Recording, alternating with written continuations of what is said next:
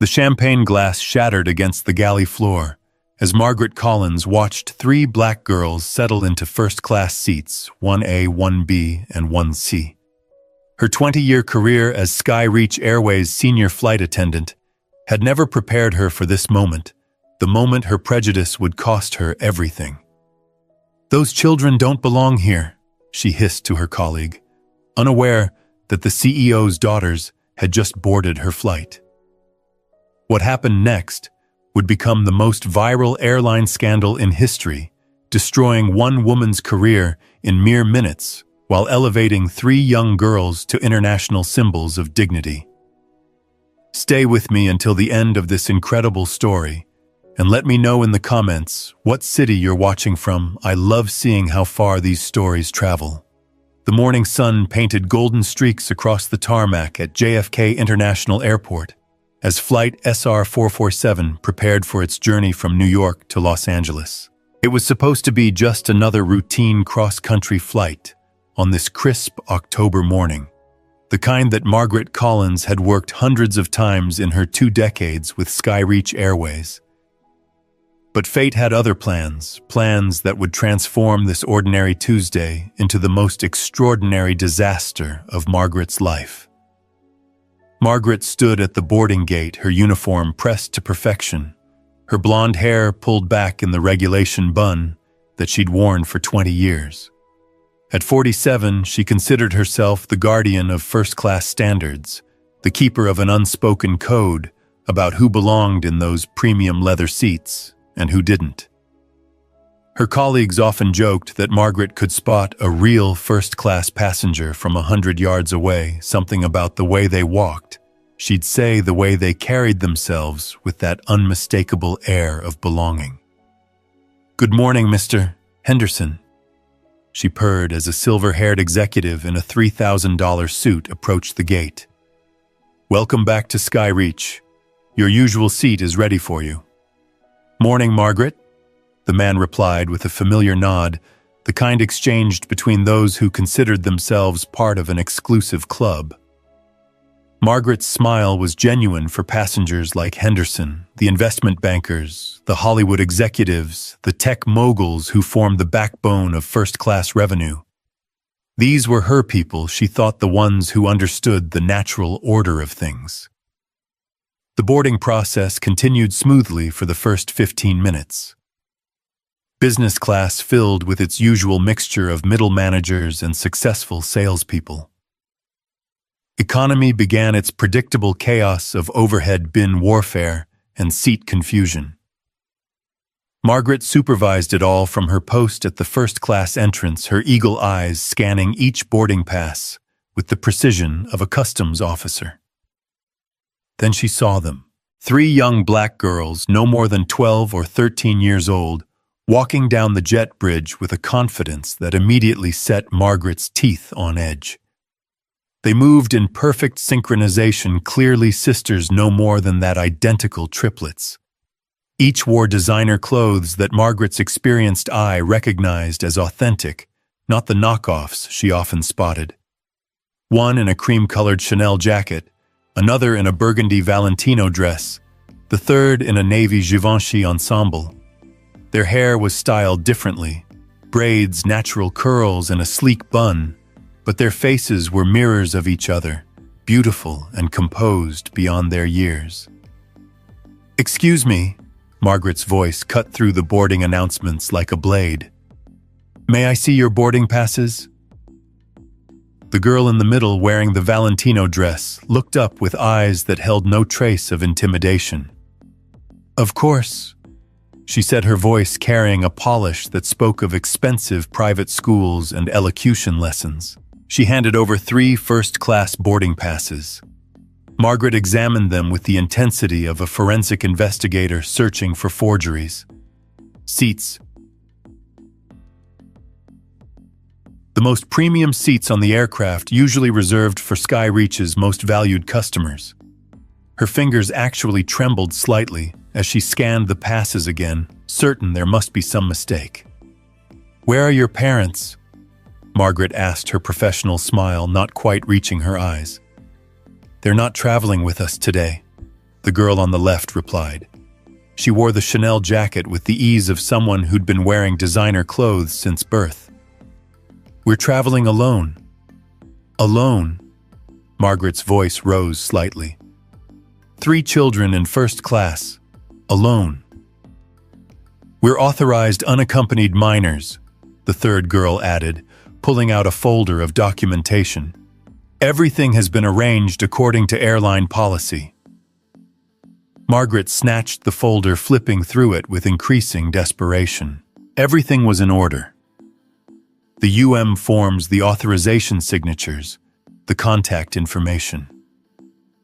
But something about this situation made her skin crawl. It wasn't right. It couldn't be right. I'll need to verify this with my supervisor, Margaret said, holding on to their boarding passes. That's fine. The middle girl, Leah, according to her boarding pass, responded with a serene smile. We'll wait right here. Margaret hurried to the gate phone, punching in the number for the duty manager. Behind her, the boarding line grew longer. Other passengers beginning to murmur about the delay. Jim. It's Margaret at gate 44. I have a situation here. 3 young, urban children claiming to have first-class seats. Unaccompanied. Yes, I checked the passes. I know, but... She lowered her voice, cupping the phone. Jim, they're sitting in the premium cabin. Mr. Henderson's section. The Whitman's section. You know what I mean. There was a long pause on the other end. Margaret, if their documentation is in order, you need to board them. That's company policy. But Jim... No buts, Margaret. Board them now. We're already running 5 minutes behind schedule. Margaret hung up the phone. With excessive force, her jaw clenched so tight, she could feel a headache beginning to form. She turned back to the 3 girls who hadn't moved an inch, hadn't shown a flicker of discomfort or embarrassment, despite the growing audience of curious passengers. Follow me, she said curtly, leading them down the jet bridge with the enthusiasm of someone walking to their own execution. As they entered the aircraft, Margaret's colleague Jennifer, a younger flight attendant with auburn hair and an eager-to-please demeanor, greeted them warmly. Welcome aboard. Oh my goodness, you 3 are absolutely gorgeous triplets. Yes, ma'am. Grace, the one with the braided hair, replied with a bright smile. I'm Grace, this is Naomi, and that's Leah. Such beautiful names and so well-mannered. Let me help you with your bags. Margaret watched this interaction with growing irritation. Jennifer was new, only 6 months on the job. She didn't understand how things worked, didn't comprehend the delicate ecosystem of first class that Margaret had spent 2 decades cultivating. Jennifer, Margaret interrupted sharply. I'll handle the premium cabin. You should focus on economy boarding. Oh, but I was assigned to first class today. I said I'll handle it. Margaret's tone brooked no argument. Jennifer retreated, confused but unwilling to challenge the senior flight attendant, who essentially ruled these flights with an iron fist wrapped in a customer service smile. Margaret watched as the girls settled into their seats, the 3 most coveted spots on the plane, with extra legroom and direct aisle access. Naomi pulled out a leather-bound journal and a Mont Blanc pen. Leah connected her Bose headphones to the entertainment system. Grace opened what appeared to be an advanced mathematics textbook. Everything about them screamed privilege and education, yet Margaret's mind couldn't reconcile what she saw with what she believed. In her world shaped by 2 decades of assumptions and prejudices, she'd never bothered to examine these girls were anomalies that needed to be corrected. She approached them again, her voice honey-sweet with false concern. Girls, I need to double-check something. These seats are extremely expensive. Are you sure there hasn't been some mix-up? Perhaps you were meant to be in economy. It happens all the time. Naomi looked up from her journal, her expression one of mild curiosity rather than offense. No mix-up, ma'am. These are our assigned seats. But the cost is not a concern, Leah interjected smoothly. Thank you for checking, though. Margaret felt her face flush. The dismissal was polite but firm, delivered with the kind of authority she usually only heard from CEOs and federal judges. From a 12-year-old, it was intolerable. As more passengers boarded, Margaret found herself hovering near the girls' seats, her presence a dark cloud in the otherwise bright atmosphere of the premium cabin. She scrutinized their every move, waiting for them to make some mistake to reveal themselves as imposters in this rarefied space. When Grace asked for a glass of orange juice, Margaret brought it in a plastic cup instead of the crystal glasses used for first-class service. "Excuse me," Grace said politely, "but I believe first-class beverages are usually served in glassware." Margaret's smile was so tight it looked painful. "Safety regulations for minors." "Interesting," Naomi observed, not looking up from her journal. "The unaccompanied minor in 2B last week was served in crystal. I remember because he accidentally broke it." Margaret said nothing but retrieved a proper glass, her movements sharp and aggressive. Mr. Henderson, seated in 2A, watched this interaction with raised eyebrows. He'd flown with Margaret for years, had always appreciated her deference and attention to detail. This behavior was unlike her, or perhaps he thought with growing discomfort it was exactly like her, just directed at passengers she deemed unworthy of respect. As the boarding continued, Margaret's fixation on the triplets intensified. She accidentally bumped Leah's seat 3 times while passing. She loudly commented to another passenger about how some people didn't understand the exclusivity of premium travel. She made a show of checking their boarding passes again, claiming a routine verification that she performed for no other passenger. The girls, for their part, seemed utterly unperturbed. They exhibited a grace under pressure that would have impressed seasoned diplomats. When Margaret accidentally spilled a few drops of water on Naomi's journal, Naomi simply dabbed it with a tissue and continued writing. When Margaret suggested they might be more comfortable in economy, Leah politely declined and returned to her movie. When Margaret implied their clothes might be counterfeit, Grace actually laughed, a bright, genuine sound that seemed to infuriate Margaret even more. "Something funny?" Margaret snapped, forgetting her customer service veneer entirely. "Oh, I'm sorry," Grace said, her voice sincere. "I just remembered something my father told me once. He said that people who question the authenticity of others are usually struggling with their own." The words hung in the air like an indictment. Several nearby passengers had stopped their conversations to watch the unfolding drama. Among them was Patricia Egan, a member of Skyreach's board of directors, though she traveled incognito to observe operations. She'd been watching Margaret's behavior with growing alarm, making mental notes for the next board meeting. This was exactly the kind of liability the airline couldn't afford in an age of viral videos and instant social media backlash. Also watching was Marcus Chen, a freelance journalist who'd been documenting his travel experiences for a popular blog. His phone was already recording, held discreetly at an angle that captured both Margaret's increasingly aggressive behavior and the girl's remarkable composure. As the final passengers boarded, Captain Robert Morrison made his pre-flight announcement. "Good morning, ladies and gentlemen. This is your captain speaking. We're expecting a smooth flight to Los Angeles today, with clear skies all the way to the West Coast." Margaret barely heard him. Her entire focus remained on the 3 girls who had dared to infiltrate her domain. She stood at the front of the first-class cabin, her arms crossed, watching them like a security guard who'd spotted suspected shoplifters. "Margaret," Jennifer whispered, approaching cautiously. "Is everything okay? You seem tense." "Everything is fine," Margaret replied through gritted teeth. "Just keeping an eye on potential problems." "What problems? Those girls, they seem lovely." "You don't understand." Margaret cut her off.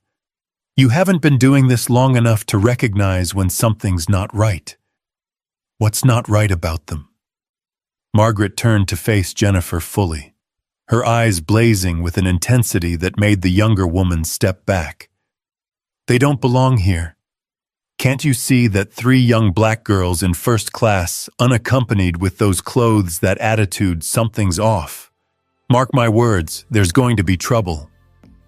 Jennifer's mouth fell open. Margaret, you can't. That's what the truth. I'm just saying what everyone else is thinking. No, Jennifer said firmly, surprising herself with her courage. You're saying what you're thinking, and it's wrong. Margaret's face flushed deep red. When you've been doing this as long as I have, you'll understand. There's a natural order to things, Jennifer. Some people belong in first class and some people don't. It's not about race, she added quickly, though the words rang hollow. It's about propriety, standards. Standards, Jennifer repeated flatly. Right. As Jennifer walked away, shaking her head, Margaret's anger only intensified. She was being ganged up on, she thought. Everyone was so concerned with political correctness that they couldn't see what was right in front of them. Well, she would prove she was right. She would expose these girls for the frauds they surely were. The door closed with a definitive thunk, and the plane pushed back from the gate. As they taxied towards the runway, Margaret made one more approach to the triplets' seats. I'll need to see your documentation again, she announced loudly, ensuring every first-class passenger could hear. There are some discrepancies I need to verify. Discrepancies? Naomi asked calmly, though a slight edge had crept into her voice. What kind of discrepancies? The signatures on these forms, Margaret said, waving the papers she'd already examined 3 times. They look questionable. Questionable how? Leah asked, pausing her movie. They just do. I've seen a lot of forged documents in my time. Grace closed her mathematics textbook with a decisive snap. Ma'am, are you accusing us of traveling with forged documents? The cabin had gone completely silent.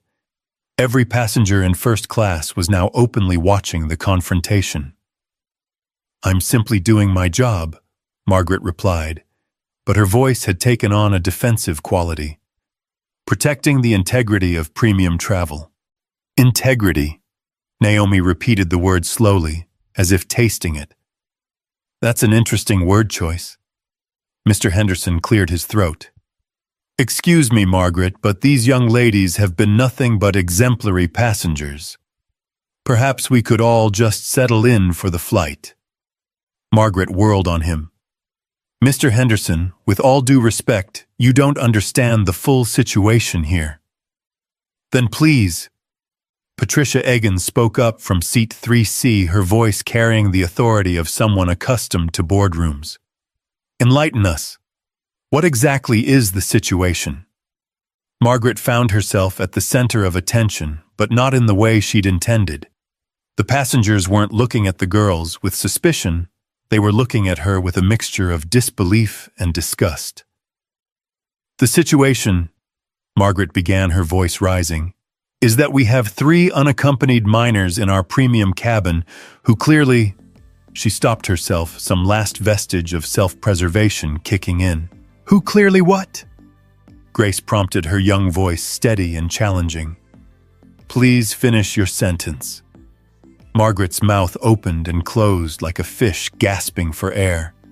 The captain's voice crackled over the intercom, saving her from immediate response. Flight attendants, please prepare for takeoff. Margaret retreated to her jump seat, but her reprieve was temporary. As the plane lifted into the sky, climbing toward its cruising altitude of 35,000 feet, she stewed in her anger and indignation. She watched the girls through narrowed eyes, noting how they followed every safety instruction, how they thanked Jennifer when she brought them their breakfast, how they kept their voices low and their behavior impeccable. It only made her angrier. They were too perfect, too composed. Real children didn't act like that. They were putting on a show, and she would expose them. 20 minutes into the flight, once the seatbelt sign was off, Margaret struck again. She approached with the beverage cart, even though Jennifer was supposed to handle first-class service this flight. "What can I get you girls to drink?" she asked, her tone suggesting she expected them to order something inappropriate. "Sparkling water with lime, please," Naomi requested. "Apple juice, no ice, thank you," said Leah. "Hot tea with honey if you have it," Grace added. Margaret served their drinks but made a show of checking a laminated card. "Oh, I'm sorry. I need to verify your ages again. Airline policy for serving minors." "We're 12, they said in unison. 12, Margaret repeated skeptically. "And traveling alone in first class. Your parents must be very trusting." "Our parents raised us to handle ourselves appropriately in any situation." Naomi responded, her tone even, but her eyes flashing with something Margaret couldn't quite read. "Still," Margaret persisted, "it's unusual. 3 young girls alone in such expensive seats. Most parents would be concerned about safety." "Our safety is well taken care of," Leah said simply. Margaret leaned in closer, lowering her voice to a whisper that was still audible to nearby passengers. "Listen, girls, I don't know what kind of game you're playing here, but—" "Game," Grace interrupted, her voice carrying clearly through the cabin. "What game would that be exactly? You know what I mean." "No," Naomi said, standing up slowly. At her full height, she was still shorter than Margaret, but something about her bearing made her seem taller. "We don't know what you mean. Perhaps you could explain it to all of us." The challenge was unmistakable. Every passenger in first class was now openly staring, many with their phones discreetly pointed at the scene. Margaret felt the walls closing in, but her pride and prejudice wouldn't let her back down. "I mean that 3 young black girls—" She stopped, the words hanging in the air like a confession. "Please," Leah said softly. "Continue." 3 young black girls. What? Margaret's face had turned an alarming shade of purple. "You're twisting my words." "We're repeating your words," Grace corrected. "There's a difference." Patricia Egan stood up, her expression thunderous. "That's enough. Margaret, is it? I need to speak with your supervisor immediately." "There's no need for that," Margaret said quickly, panic creeping into her voice. "I'm just ensuring the safety and comfort of all our passengers. By harassing these young ladies—" Mr. Henderson had also stood up. "I've watched you for the past hour, and your behavior has been nothing short of discriminatory."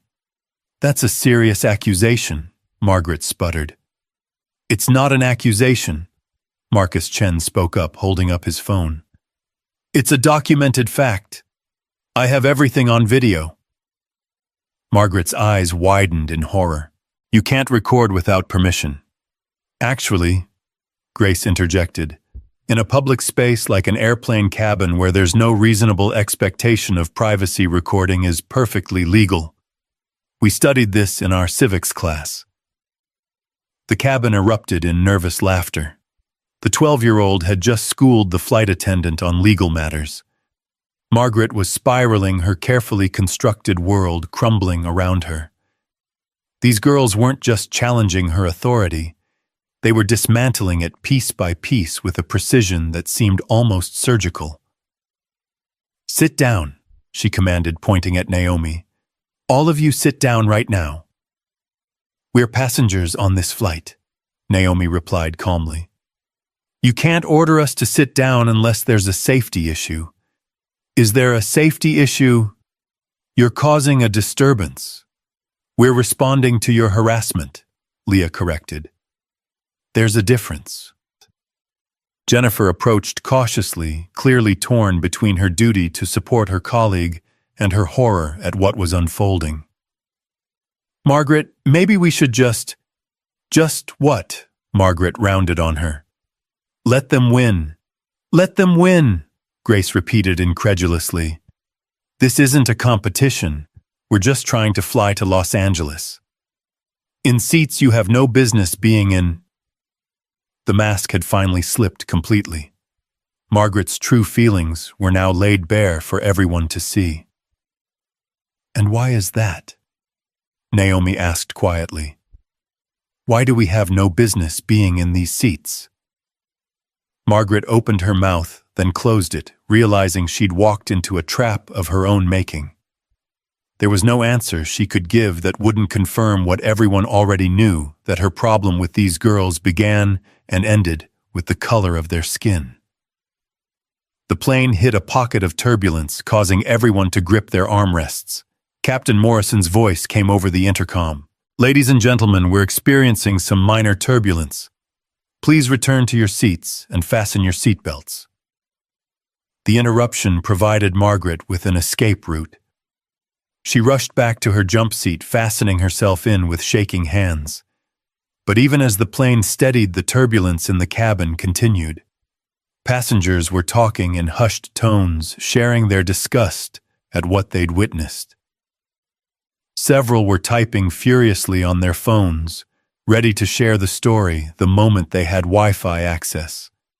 Others were reviewing the videos they'd captured, ensuring they had clear documentation of Margaret's behavior. Patricia Egan had made her way to the galley where she cornered Jennifer. I need you to get me the captain on the intercom. This is a board-level issue now. Jennifer's eyes widened. You're on the board. Patricia showed her identification. 20 years. And in all that time, I've never seen anything like this. Get me the captain, now. As Jennifer hurried to comply, Margaret sat in her jump seat, her mind racing. How had it come to this? She'd been protecting the integrity of first-class maintaining standards. Why couldn't anyone else see that? But deep down, in a place she rarely acknowledged, Margaret knew exactly what she'd done. She'd let her prejudice guide her actions, had allowed her assumptions about race and class to override her professional obligations. And now, at 35,000 feet with nowhere to run and nowhere to hide, she was about to face the consequences. The triplets, meanwhile, had returned to their seats, their composure intact, despite the ordeal. Naomi resumed writing in her journal, Leah put her headphones back on, and Grace reopened her mathematics textbook. To look at them, you'd never know they'd just been at the center of a discriminatory incident that would soon make national headlines. But beneath their calm exterior, the girls were processing what had happened. They'd been prepared for this in a way. Their parents had taught them that their money and status wouldn't always protect them from prejudice, that there would be people like Margaret who would see their skin color before anything else. What they hadn't expected was how satisfying it would feel to stand their ground, to use their education and composure as weapons against ignorance. They hadn't sought this confrontation, but they hadn't run from it either. As the plane continued its journey west, cutting through the sky at 500 miles per hour, the tension in first class was palpable. Everyone was waiting for something, for Margaret to apologize, for the captain to intervene, for the girls to break down. But the girls didn't break. They sat in their seats, three young black queens refusing to be moved from their rightful place, their very presence a rebuke to everything Margaret believed about the world. The first hour of the flight had been a battle. The remaining 4 hours would be a war. The intercom crackled to life just as Margaret was beginning to convince herself that perhaps the worst had passed. Captain Morrison's voice, usually warm and reassuring, carried an edge of formality that made every passenger in first class sit up straighter. Ladies and gentlemen, this is your captain speaking. I've been made aware of a situation in our premium cabin that requires my immediate attention. I'm turning over the controls to my capable first officer and will be joining you shortly. Margaret's blood turned to ice. In 20 years of flying, she'd never heard of a captain leaving the cockpit to address a passenger issue unless it was a medical emergency or a security threat. Her hands began to tremble as she unbuckled her jump seat harness. The cockpit door opened with a mechanical click that seemed to echo through the entire aircraft. Captain Robert Morrison emerged, his silver hair gleaming under the cabin lights, his uniform crisp and authoritative. He was followed by the chief purser, David Kim, whose expression was carefully neutral, but whose eyes held a storm. Margaret stood automatically, smoothing her skirt with sweaty palms. "Captain Morrison, I can explain." "Not now, Margaret," the captain said curtly, walking past her toward the first-class cabin. His destination was clear seats 1A, 1B, and 1C. He stopped in front of the triplets, his stern expression softening into something approaching genuine warmth. Miss Carter, and Miss Carter," he said, addressing each girl individually. "I want to personally apologize for any discomfort you've experienced on this flight. This is not representative of Skyreach Airways' values or standards." Naomi looked up from her journal, her pen still poised over the page. "Thank you, Captain. We appreciate your intervention, though it shouldn't have been necessary." "You're absolutely right," Captain Morrison agreed loud enough for the entire cabin to hear. "It shouldn't have been necessary, and I assure you we will be taking immediate action to ensure this never happens again." Margaret felt the floor shifting beneath her feet. The captain knew their names. He'd called them by name Carter. Why did that sound familiar? Her mind raced through the passenger manifest she'd reviewed before boarding, but she'd been so focused on their age and race that she'd barely registered their surname. Captain Patricia Egan stood up from her seat, her board member status now openly acknowledged. "I've been documenting this entire incident for a formal complaint. Flight Attendant Collins has engaged in sustained discriminatory behavior that goes far beyond poor customer service." "I'm aware, Ms. Egan," the captain replied. "I've been briefed on the situation. Rest assured this will be handled according to the strictest protocols." Margaret found her voice desperation, making it shrill. "This is all a misunderstanding. I was simply being cautious about unaccompanied minors in first class. It's unusual." "What's unusual?" Leah interjected, removing her headphones with deliberate slowness. "Is being asked to verify our documentation 5 times. What's unusual is being served in plastic cups while everyone else gets crystal. What's unusual is being told we don't belong here based solely on how we look." The precision of her words, the calm delivery that somehow made them more devastating than any shout, could have been left Margaret speechless. This 12-year-old had just articulated a legal case for discrimination that any lawyer would admire. David Kim stepped forward, his tablet in hand. "Miss Collins, I need you to come with me to the galley. We need to document everything that's occurred." "But I need to finish my service." "Jennifer will handle your duties for the remainder of the flight," David said firmly. "This is not a request." As Margaret was led away, her face burning with humiliation, she heard Grace speak up behind her. "Captain Morrison, we don't want to cause any trouble. We just want to fly in peace." "The trouble," the captain replied gently, "was not caused by you. And you have every right to fly in peace, comfort, and dignity. That's not a privilege, it's what every passenger deserves regardless of their age, race, or any other factor." In the galley, Margaret slumped against the counter while David pulled up forms on his tablet. Through the curtain, she could hear the captain still speaking with the girls, his voice carrying the kind of respect typically reserved for VIP passengers. "Your father called me personally before this flight," Captain Morrison was saying. "He wanted to make sure you were well taken care of. I'm mortified that we've failed so spectacularly in that simple request." Margaret's head snapped up. Their father had called the captain personally. Who were these girls? David noticed her reaction. You really don't know, do you? He shook his head in disbelief. You harassed 3 children without even bothering to find out who they were. Who are they? Margaret whispered, though part of her already knew the answer would destroy her. David turned his tablet toward her, showing a corporate communication from 3 days ago. Anthony Carter's daughters. You know Anthony Carter, the majority shareholder of Skyreach Airways, the man who owns 62% of this airline, our CEO. The galley seemed to tilt and spin. Margaret gripped the counter to keep from falling. No, she breathed. That's not... They can't be... They are, David confirmed grimly. Naomi Leah and Grace Carter, 12 years old, straight-A students at Branson Preparatory Academy, and heirs to one of the largest aviation fortunes in the country. Their father built this airline from a regional carrier to an international powerhouse. And you, Margaret, just discriminated against his children on his own plane. Margaret's legs gave out.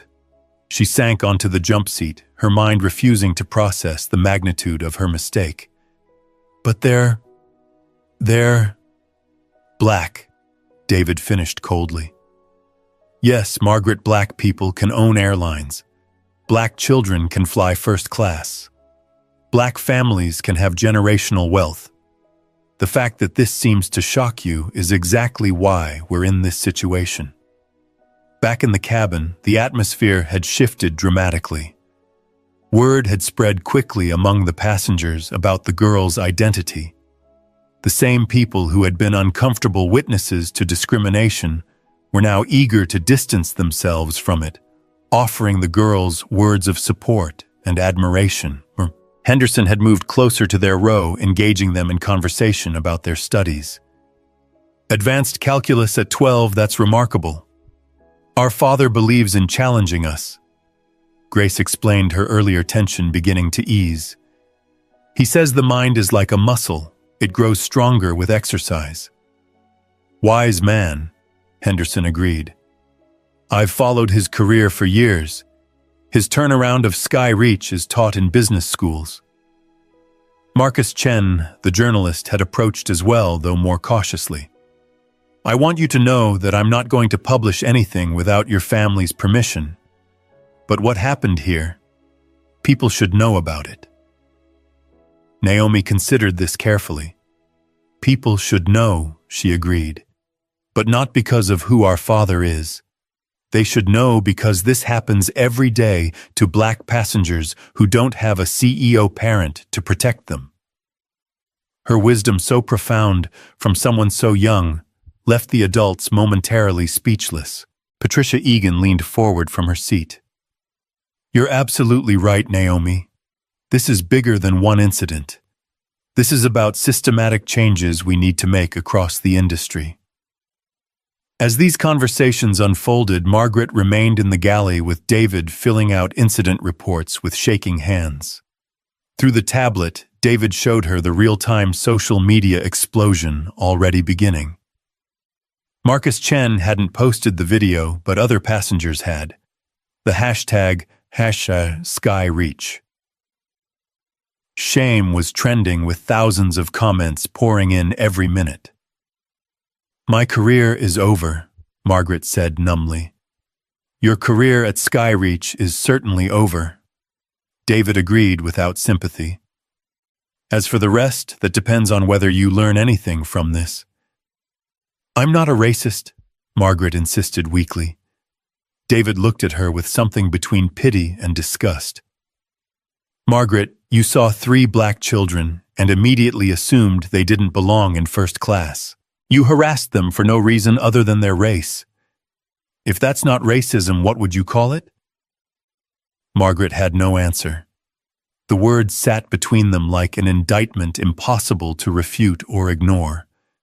The flight continued its westward journey, but time seemed to move differently now. For Margaret, each minute was agony trapped in the galley, while her professional life disintegrated in real time. For the girls, each minute brought new allies, new conversations, new moments of vindication. Jennifer had taken over first-class service with a grace and warmth that highlighted just how toxic Margaret's presence had been. She served the girls their lunch, the same gourmet meal everyone else received on the same fine china with the same silver cutlery. "I'm so sorry about earlier," Jennifer said quietly as she set down their plates. What Margaret did was inexcusable. "You tried to stop her," Leah acknowledged. "We noticed. Thank you for that." Jennifer's eyes misted slightly. "You shouldn't have to thank someone for basic human decency." "No," Grace agreed. "We shouldn't. But in a world where it's often lacking, we appreciate those who show it." The meal service proceeded smoothly, with Jennifer ensuring the girls received not just equal treatment, but the exceptional service their first-class tickets had always entitled them to. Other flight attendants from economy and business class found excuses to walk through first class, having heard about the incident through the crew's communication system. Each one stopped to check on the girls, to offer apologies, to distance themselves from Margaret's actions. Captain Morrison returned to the cabin after an hour, having had extensive communications with corporate headquarters. He approached the girls' seats with a gravity that made nearby passengers lower their voices. "I've just spoken with your father," he said softly. "He wanted me to check on you personally and to assure you that this incident is being handled at the highest levels." "What did he say?" Naomi asked, though her tone suggested she already knew. "He said he was proud of how you've handled yourselves," the captain replied. "And he wanted me to tell you that sometimes the most important battles are the ones we don't choose but face with dignity anyway." Leah smiled slightly. "That sounds like Dad."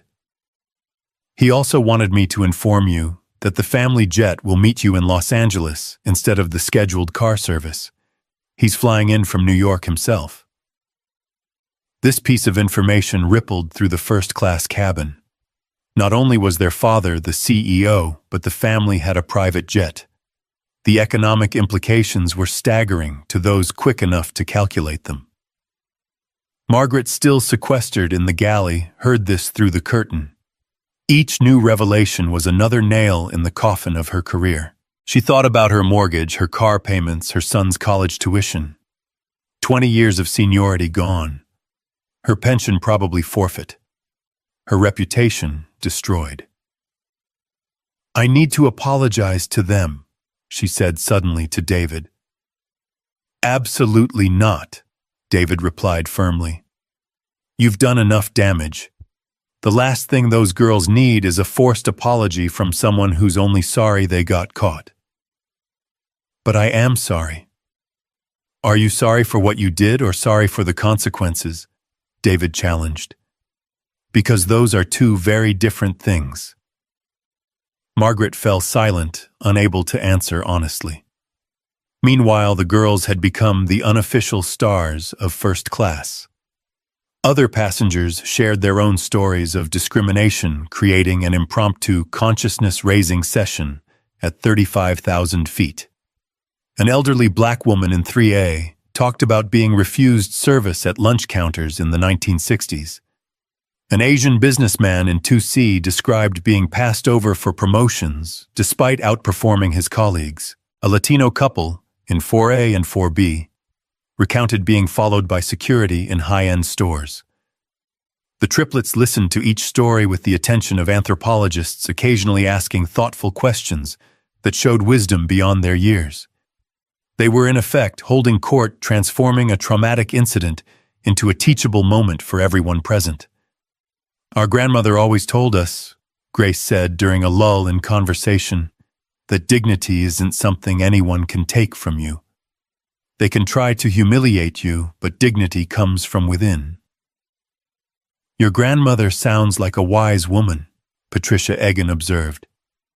"She was," Naomi said softly. "She passed 2 years ago, but her lessons stayed with us."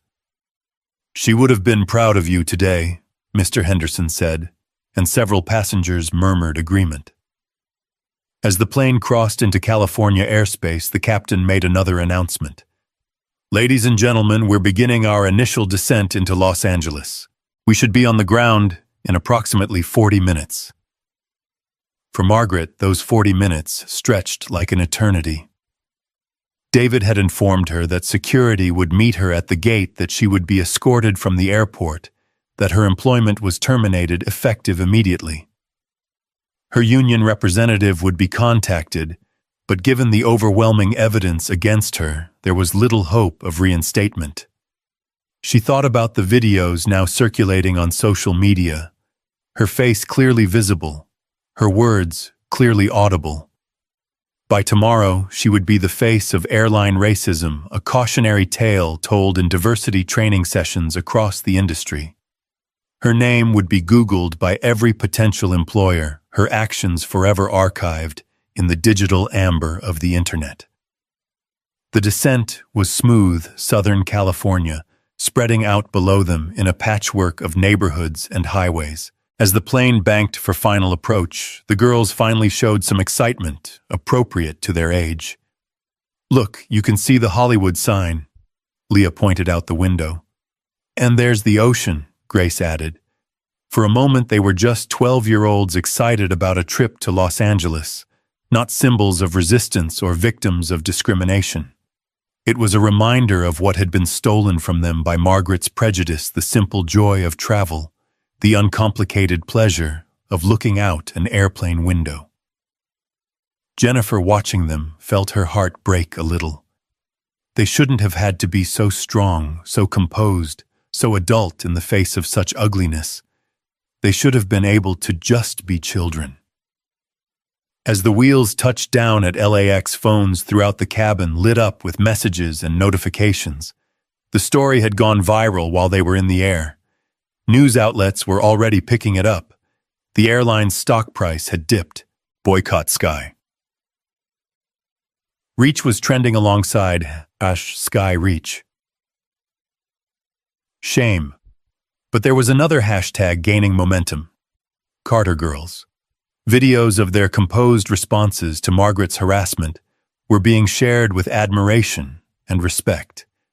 Their dignity in the face of discrimination was being held up as an example of grace under fire. Captain Morrison's voice came over the intercom one final time. "Ladies and gentlemen, welcome to Los Angeles International Airport. Local time is 2:47 p.m. and the temperature is a pleasant 72 degrees. On behalf of most of your Sky Reach Airways crew, we thank you for flying with us today." The emphasis on most was subtle but unmistakable. As the plane taxied to the gate, Margaret was instructed to remain in the galley until all passengers had deplaned. It was a final humiliation, being hidden away like a shameful secret, while the very people she was supposed to serve filed past. The triplets gathered their belongings with the same calm efficiency they'd shown throughout the flight. Naomi carefully placed her journal in her bag, having filled several pages with observations about the day's events. Leah coiled her headphones neatly. Grace bookmarked her mathematics textbook, though she'd hardly been able to concentrate on equations after everything that had happened. As they prepared to leave, Patricia Egan handed them her business card. "If your father needs any support from the board in addressing this systemically, please have him call me directly." Mr. Henderson also offered his card. "I'm a civil rights attorney. If your family decides to pursue legal action, I'd be honored to help." Marcus Chen approached one more time. "The story is going to come out one way or another. If your family wants to control the narrative, I'd be happy to help with that." The girls accepted each card graciously, though they all suspected their father had access to far more powerful lawyers and media contacts than any of these well-meaning passengers could provide. As they reached the aircraft door, Captain Morrison was waiting for them. He stood at attention, offering them a formal salute that was typically reserved for military personnel or dignitaries. "It has been an honor," he said simply.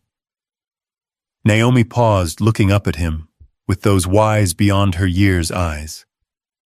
"Captain, you said this wasn't representative of Sky Reach's values, but it happened on a Sky Reach plane by a Sky Reach employee with 20 years of seniority. Maybe it's time to examine what your values really are versus what you want them to be. The captain nodded slowly, accepting the rebuke with grace. You're absolutely right, Miss Carter. We have work to do. As the girls walked up the jet bridge, they could see through the windows that a crowd had gathered at the gate. News of the incident had spread through the airport. Skyreach employees, having seen the viral videos, had come to witness the aftermath.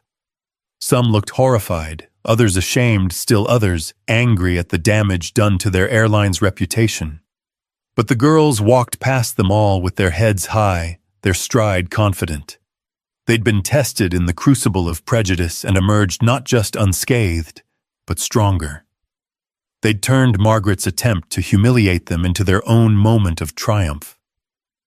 Behind them, still hidden in the galley, Margaret heard the last passenger leave. David finally gave her permission to gather her things, though security was already waiting at the door. Your personal items from the crew lounge will be shipped to your home address, he informed her coldly. Your final paycheck will be direct deposited minus any penalties outlined in your termination agreement. Margaret nodded numbly. 20 years of her life reduced to a shipped box and a final direct deposit. As she was escorted through the airport, trying to hide her face from curious onlookers, she caught a glimpse of the girls through a window. They were being greeted by a tall, distinguished black man in an impeccable suit, their father, obviously. He embraced each of them, his face a mixture of pride and barely controlled fury. Anthony Carter looked up, and for a brief moment his eyes met Margaret's through the glass. In that gaze she saw not just anger, but disappointment. Disappointment that in 2024 his daughters still had to face what he'd faced decades ago. Disappointment that progress was still so fragile, so easily shattered by one person's prejudice. Then he turned away, leading his daughters toward a private exit, where a Bentley waited to take them to their private jet. They were leaving this ugly incident behind, moving forward to their lives of privilege and possibility. Margaret was led in the opposite direction, toward a harsh new reality of her own making. The security officers were professional, but cold, their duty clear. She was no longer an employee, but a liability to be removed. As she was escorted through the airport, she heard snippets of conversation from people looking at their phones, watching the videos, discussing the incident. Her name was already public. Her face was already infamous. Her future was already destroyed. The automatic doors opened to the harsh Los Angeles sunshine, and Margaret Collins stepped out of LAX not as the senior flight attendant she'd been that morning, but as a cautionary tale, a symbol of what happens when prejudice meets power, when assumptions meet reality, when hatred meets its match in 3 12-year-old girls who refuse to be anything less than extraordinary. The Bentley glided through Los Angeles traffic with the quiet authority of extreme wealth, its interior a sanctuary of soft leather and hushed conversation. Anthony Carter sat facing his daughters, his expression cycling through emotions he rarely allowed himself to display in public. His hands, which had signed billion-dollar deals without trembling, shook slightly as he reached out to touch each of his daughters' faces, as if reassuring himself they were truly all right. "Tell me everything," he said quietly, though his voice carried the steel that had built an aviation empire. "Don't spare any details." Naomi Ever, the chronicler, pulled out her journal. She'd documented everything in real time, her neat handwriting, capturing not just events, but emotions, observations, and the precise words Margaret had used. As she read, her father's jaw tightened progressively, a muscle ticking in his cheek that his daughters recognized as a sign of carefully controlled rage. "She said we didn't belong there, Daddy," Leah added when Naomi finished. "She said it 5 different ways, but that's what she meant every time." Anthony closed his eyes for a moment, and when he opened them, they glistened with unshed tears. "I'm so sorry, my loves. I hoped things would be different for you than they were for me." "Were they the same for you?" Grace asked, though she suspected she knew the answer. "Worse in some ways, better in others," Anthony admitted. "When I was building this airline, I faced discrimination at every turn. Banks that wouldn't give me loans despite perfect credit. Suppliers who demanded cash up front when they gave others credit terms. Board members who questioned every decision I made while rubber-stamping my white predecessor's failures." He paused, looking out the window at the city sprawling beneath the late afternoon sun. "But at least I could fight back as an adult." "You're 12 years old. You shouldn't have to be warriors yet." "Grandmother said we were born warriors," Naomi reminded him. "That it's in our blood." Anthony smiled sadly. "Your grandmother was right about most things. I just wished she was wrong about that." The Bentley pulled onto the tarmac at Van Nuys Airport, where the Carter family's Gulfstream G650 waited its engines already warming up. The pilots, both black women who'd been personally recruited by Anthony from the Air Force, stood at attention by the aircraft stairs. "Mr. Carter," Captain Williams greeted him. "We heard about the incident. The entire aviation community is talking about it." "I imagine they are," Anthony replied grimly. "We're flying straight to New York. I have an emergency board meeting to call." As they boarded their private jet, the contrast with the Skyreach flight couldn't have been more stark. Here there was no question of belonging. This was their space purchased with their money operated by their employees. The leather seats bore the Carter family crest. The cabin was stocked with their favorite foods. The crew addressed them with genuine warmth, born of years of employment and mutual respect. But even in this cocoon of privilege, the weight of what had happened pressed down on them. Grace curled up in her seat, finally allowing some vulnerability to show. "Dad? Why did she hate us so much? She didn't even know us." Anthony pulled his youngest by 3 minutes close. "That's exactly the point, sweetheart. She didn't need to know you. She saw your skin color and made every assumption from there. It's a sickness in our society, one that wealth and success can't cure." "But you own the airline," Leah protested. "You're her boss's boss's boss. And if you hadn't been my daughters, if you'd just been 3 black girls trying to fly first class, what would have happened?" Anthony challenged gently. "Would Captain Morrison have intervened? Would the board member have spoken up? Or would everyone have just watched and done nothing?"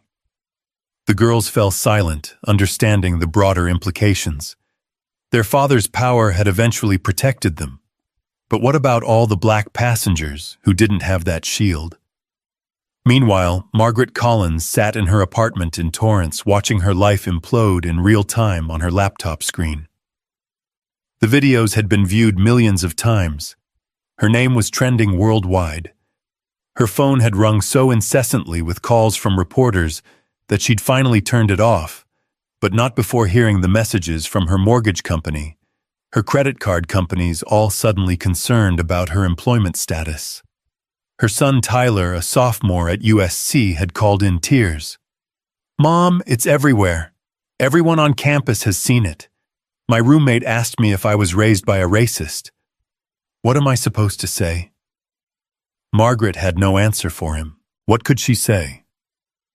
That she wasn't racist. She just didn't think black children belonged in first class, that she had black friends, the eternal refuge of the exposed bigot, that she'd been protecting standards, maintaining order, doing her job. Each excuse crumbled under the weight of the video evidence. There she was, harassing 3 children who'd done nothing but exist in a space she didn't think they deserved. There was her voice dripping with contempt, demanding to see their documentation again and again. There was her face twisted with anger when they'd stood up to her with more grace than she'd ever possessed. The doorbell rang, startling her from her spiral of self-pity. Through the peephole, she saw a process server official documents in hand. With shaking fingers, she opened the door and accepted the papers. A lawsuit from the Carter family. Another from Skyreach Airways seeking damages for harm to their reputation. A third from the pilots' union, distancing themselves from her actions and blocking any attempt to claim union protection. She sank onto her couch, the papers spreading across her coffee table like tarot cards predicting her doom. The Carter family wasn't just seeking damages. They were seeking an injunction preventing her from ever working in the airline industry again. Skyreach was claiming she'd violated multiple federal laws regarding discrimination in public accommodation. The union was stating that her actions constituted gross misconduct outside the scope of protected labor activities. Her phone, which she'd turned back on, hoping for some word of support, buzzed with a text from her ex-husband. "I'm filing for full custody of Tyler. I won't have my son associated with this." Even her own family was abandoning her. Back on the Carter jet, Anthony was on a conference call with Skyreach's board of directors. His voice carried the controlled fury of a man who'd reached his limit. "Ladies and gentlemen, what happened today isn't just a PR disaster. It's a moral failing that goes to the heart of what this airline has become under current leadership." Margaret Collins didn't develop her attitudes in a vacuum. She felt comfortable enough in her prejudice to display it openly in front of dozens of witnesses while wearing our uniform. Anthony, the board chairman, William Thornton, attempted to interject. Surely this was an isolated incident. Was it? Anthony cut him off. How many other Margaret Collinses do we have? How many other passengers have been humiliated, degraded, and discriminated against without the protection of being the CEO's children? How many complaints have been buried, ignored, or dismissed as misunderstandings? The silence on the call was telling. "I'm calling for a complete audit," Anthony continued. "Every discrimination complaint from the last 5 years. Every flight attendant with multiple passenger complaints. Every training protocol, hiring practice, and corporate policy that might have allowed this cancer to metastasize in our company." "That could cost millions," another board member protested. "What will it cost us if we don't?" Anthony shot back. "Our stock has already dropped 12%. We're trending globally for all the wrong reasons. Airlines that we compete with are already crafting statements about their commitment to diversity, using our failure as their marketing opportunity." Patricia Egan, who had joined the call from her car still at LAX, spoke up. "I was there, everyone. I saw it happen. It was unconscionable. Anthony is right. This is bigger than one flight attendant. This is about corporate culture." The girls listened to their father work, watching him transform from comforting parent to corporate titan. This was the Anthony Carter who'd turned a struggling regional carrier into an international powerhouse, who'd fought his way into rooms that had never welcomed black executives before. "I want Margaret Collins's training records," he was saying. "I want to know who supervised her, who promoted her, who gave her 20 years of positive performance reviews, despite what must have been signs of this prejudice. I want to know why she felt safe doing what she did."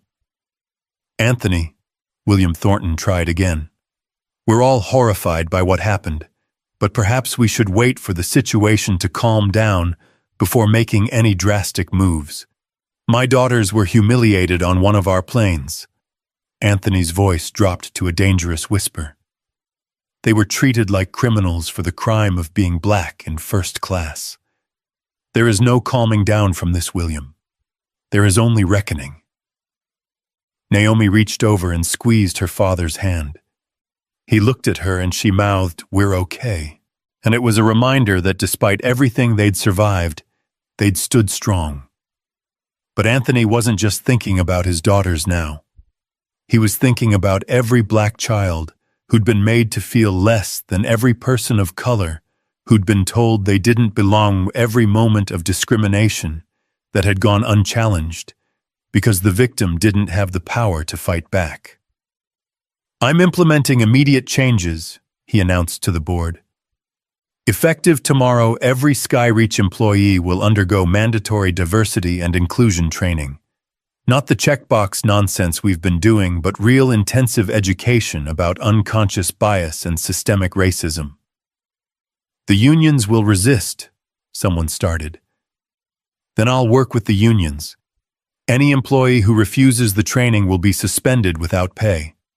Any employee with substantiated discrimination complaints will be terminated.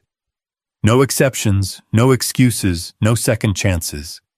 You can't unilaterally read the corporate charter, Anthony interrupted. As majority shareholder and CEO, I have emergency powers in cases of corporate crisis. I'd say having our discrimination go viral worldwide constitutes a crisis, wouldn't you? The board members muttered their reluctant agreement. They knew Anthony had the votes to remove any of them if pushed. His control of the company was absolute, a fact that Margaret Collins had apparently never bothered to learn. As the sun set over the Mojave Desert, painting the sky in shades of orange and pink, the Gulf Stream continued its journey east. The girls had moved to the bedroom cabin for a nap, emotionally exhausted from their ordeal. Anthony remained in the main cabin, working through call after call, interview request after interview request. CNN wanted an exclusive. The NAACP was offering support. The Congressional Black Caucus was discussing hearings on discrimination in air travel.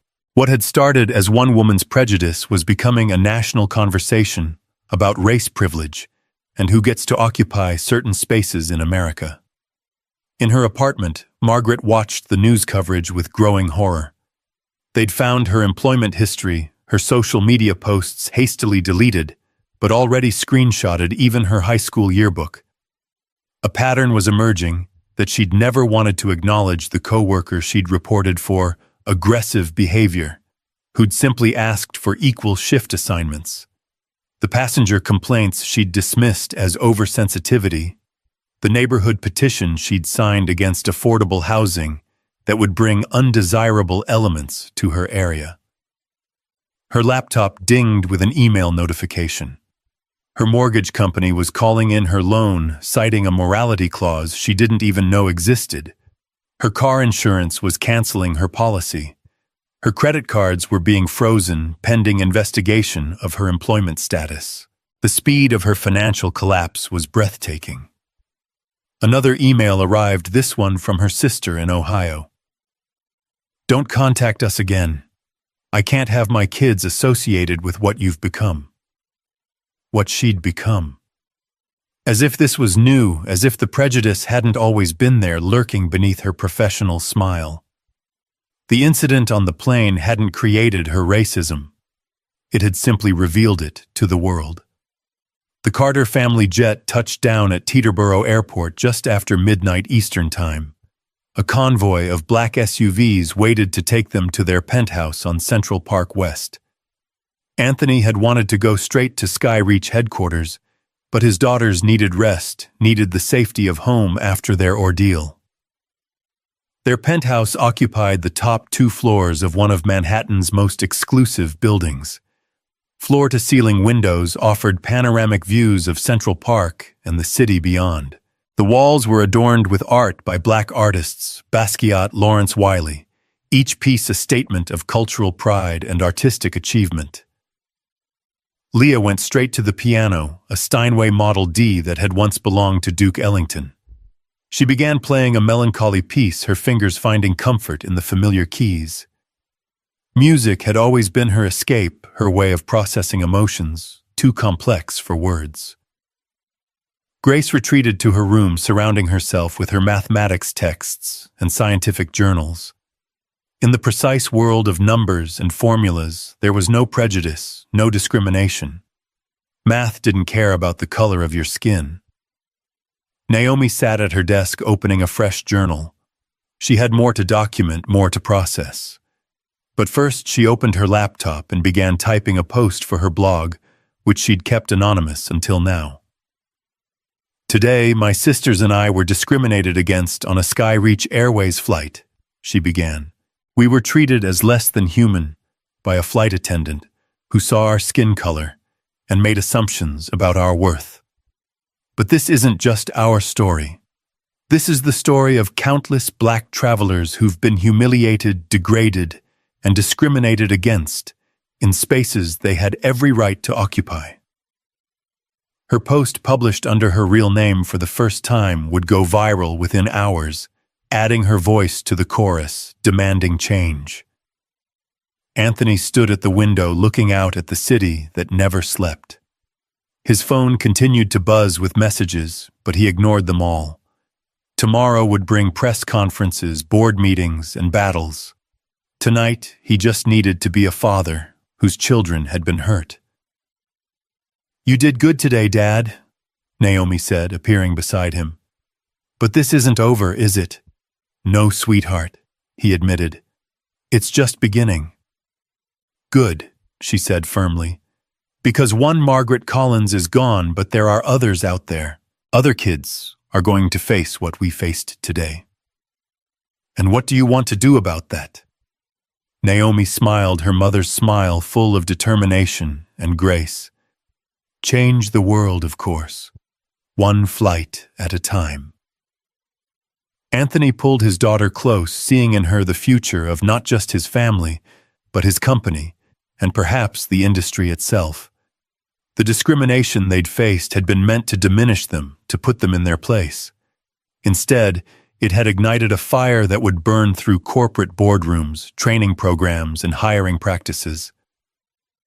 Meanwhile, Margaret Collins sat alone in her dark apartment, her laptop battery dying, her phone silent, her future a void. She'd woken up that morning a respected professional with a 20-year career. She was ending the day as a pariah, her name synonymous with the ugliest kind of prejudice. The irony wasn't lost on her that the very girls she'd tried to diminish were now soaring higher than ever, their dignity intact, their futures bright, while she had crashed and burned in the most public way possible. They'd never thrown a punch, never raised their voices, never descended to her level. They'd simply stood their ground and let her destroy herself. In the coming days, the story would evolve. Margaret would attempt a public apology that would ring hollow and change nothing. She'd claim she wasn't racist, that she'd been having a bad day, that her words had been taken out of context. No one would believe her. The video was too clear, her actions too blatant, the pattern too established. She would apply for jobs, retail food service, anything only to be recognized and rejected. She would try to leave the state only to find that her infamy had preceded her. She would become a cautionary tale told in diversity training sessions, her face the example of what not to be. The Carter girls, on the other hand, would become symbols of grace under fire. They would be invited to speak at schools, to testify before Congress, to share their story on national television.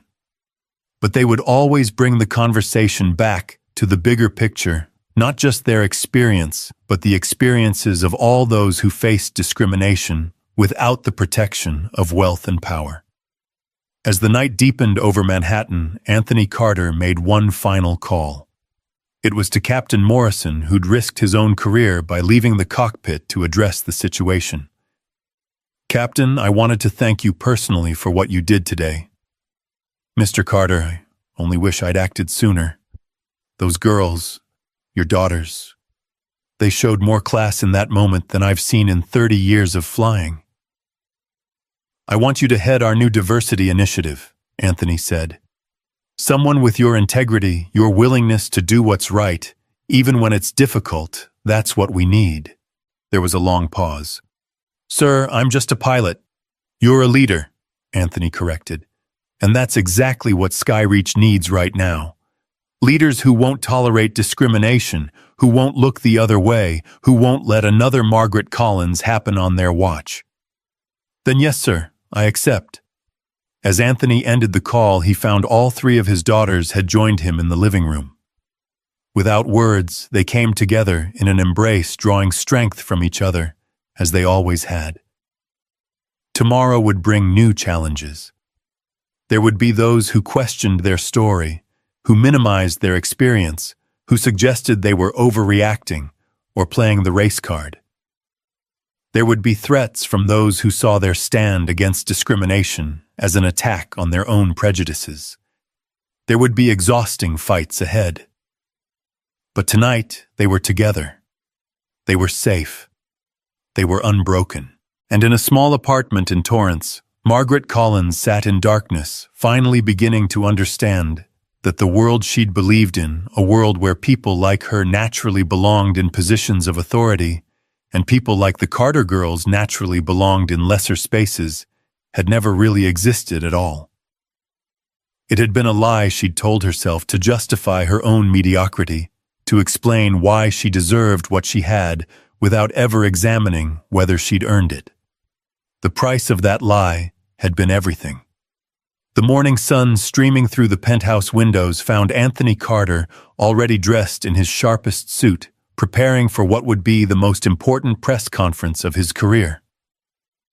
His daughters sat at the breakfast table, their school uniforms replaced by carefully chosen outfits that struck the perfect balance between youth and dignity.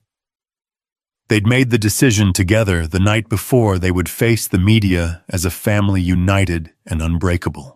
"Remember," Anthony said, adjusting Naomi's collar.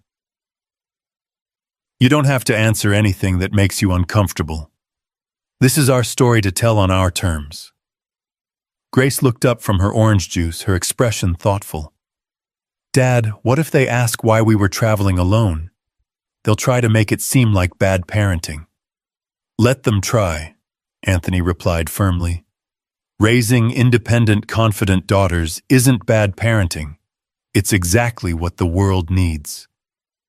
The press conference was scheduled for 10 o'clock at the St. Regis Hotel, chosen for its symbolic significance. It was where Anthony had been denied entry to a business conference 25 years earlier, before he'd built his empire. Now he owned a significant stake in the hotel itself. As their motorcade made its way through Manhattan traffic, Anthony's phone buzzed with a message from his legal team. Margaret Collins had released a video statement through a lawyer attempting damage control. Against his better judgment, he played it on his tablet, his daughters leaning in to watch. Margaret appeared haggard, her eyes red-rimmed, reading from a prepared statement. "I want to sincerely apologize to the Carter family for my actions on flight SR 447.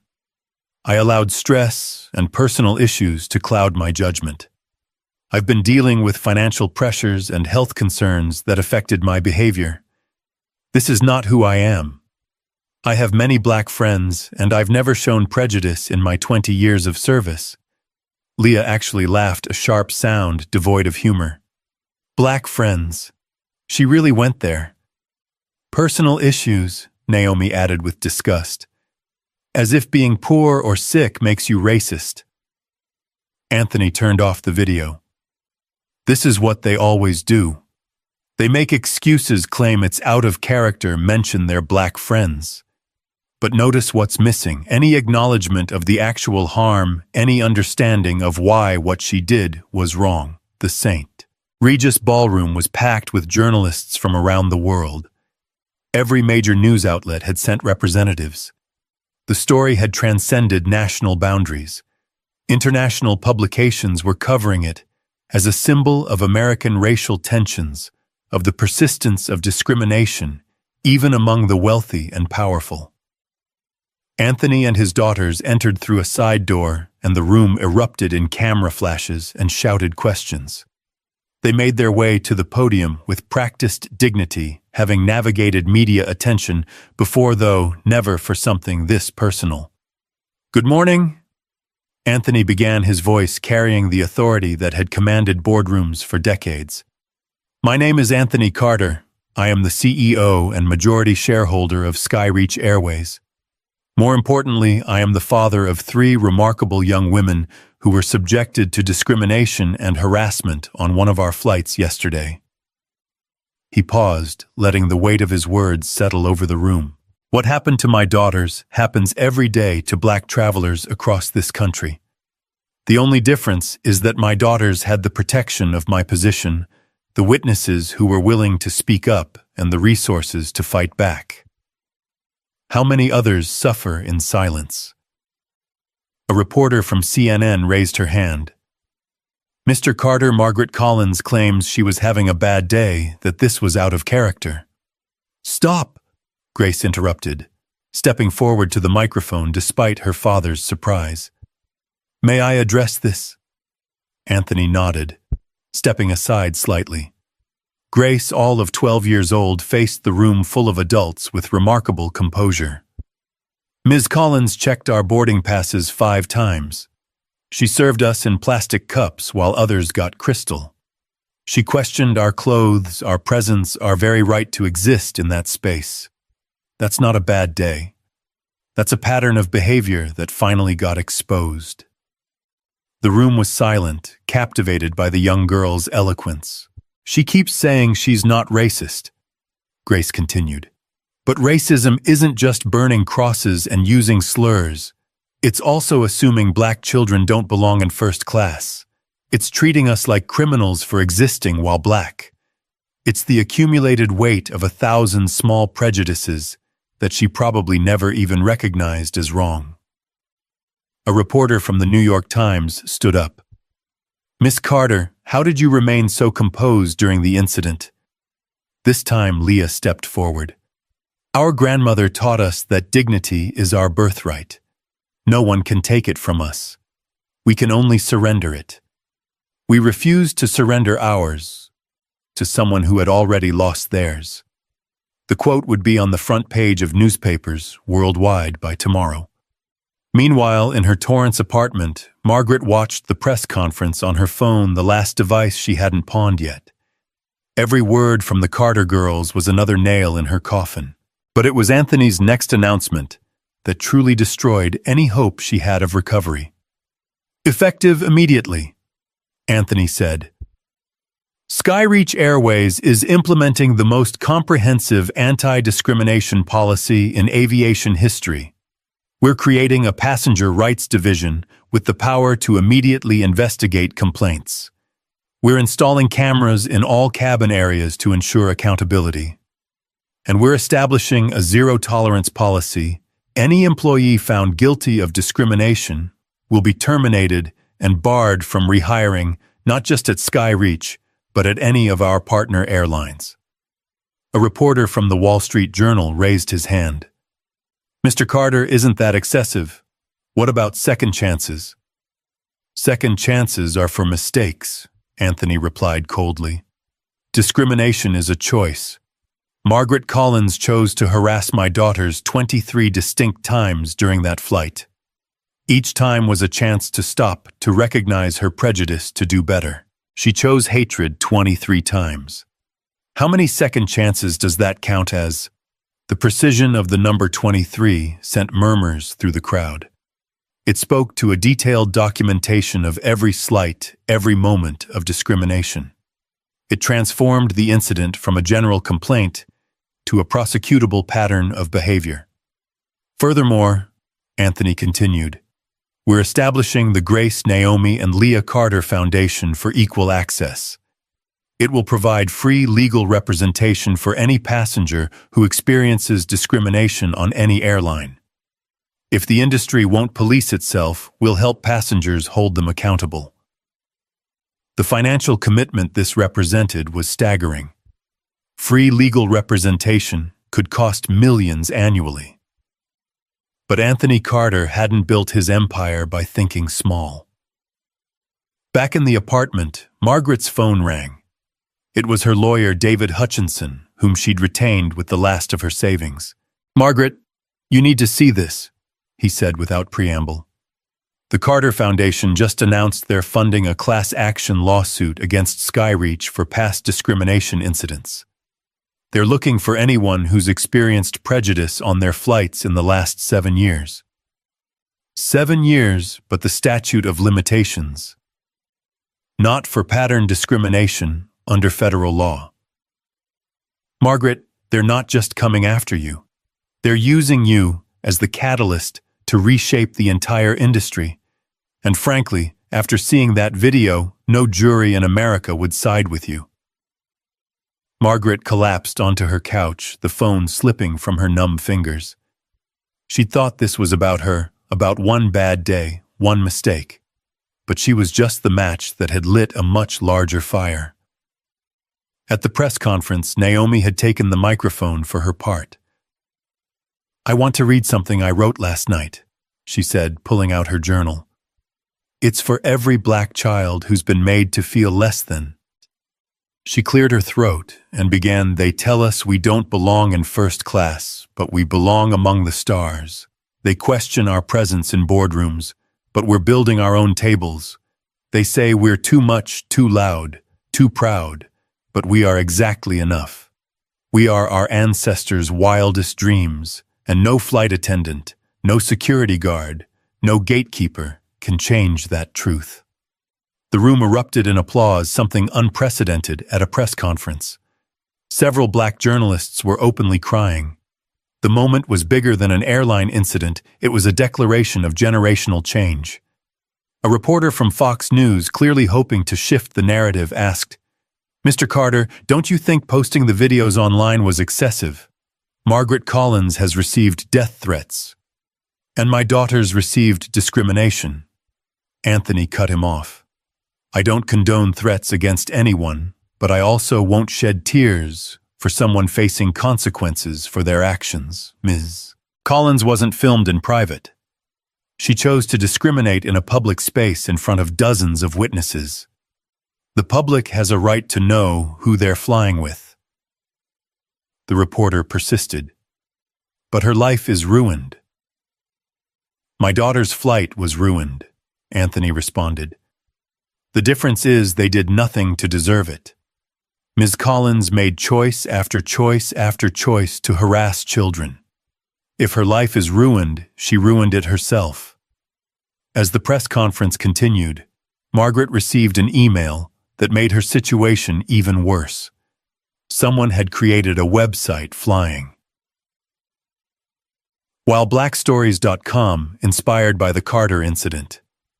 In just 12 hours, it had collected over 3,000 stories of discrimination on various airlines.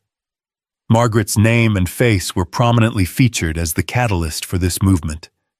She scrolled through story after story: a black businessman forced to show his business class ticket repeatedly, a black mother accused of trafficking her own biracial children, a black teenager told she was too urban for the airline lounge her parents had paid for.